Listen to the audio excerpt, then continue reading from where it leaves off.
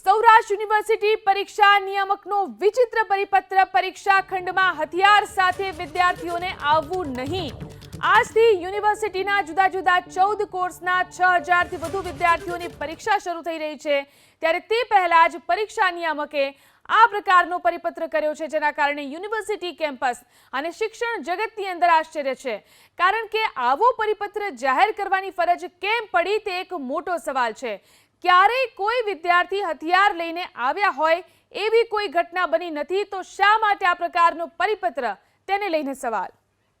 પહેલી વસ્તુ કે આ પરિપત્ર અમે પહેલી વખત બહાર નથી પાડેલો, છેલ્લા 2 વર્ષથી આ પરિપત્ર બહાર પડે। જ્યારે આજે સૂચના અમે લખેલી છે, ભૂતકાળમાં 2 બનાવ બનેલા હતા કે સુપરવાઇઝર, બ્લોક સુપરવાઇઝર ચોરી, પેલો સ્ટુડન્ટ ચોરી કરતા પકડાય તો બ્લોક સુપરવાઇઝરને આવી તીક્ષ્ણ વસ્તુઓ જેણે હુમલા કરેલા છે।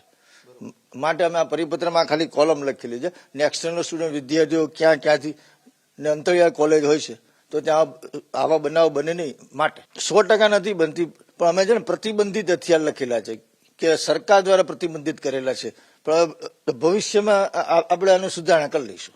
સૌરાષ્ટ્ર યુનિવર્સિટીની સેમ 1 ની આવનારી 4 તારીખથી જે પરીક્ષા યોજાનાર છે, જ્યારે સૌરાષ્ટ્ર યુનિવર્સિટીના તબક્કામાં એક એવો નિયમ અને જે સૂચના હોય તેમાં એક એવો ઉલ્લેખ કર્યો છે કે વિદ્યાર્થીઓને હથિયાર સાથે પરીક્ષા ખંડમાં પ્રવેશવાનું, એટલે ક્યાંક ને ક્યાંક એ આશ્ચર્યચકિત છે શિક્ષણ જગત માટે કે ખરેખર ભૂતકાળમાં આવો કોઈ કિસ્સો કે જબકલું થયેલું છે કે નહીં, અને હથિયાર સાથે એટલે એનો મિનિંગ શિક્ષણ જગતમાં અને વિદ્યાર્થીઓની માનસિકતા પર ખરાબ અસર થઈ કે ખરેખર સૌરાષ્ટ્ર યુનિવર્સિટીના વિદ્યાર્થીઓ એવા હશે કે પરીક્ષામાં હથિયાર લઈને આવતા હોય।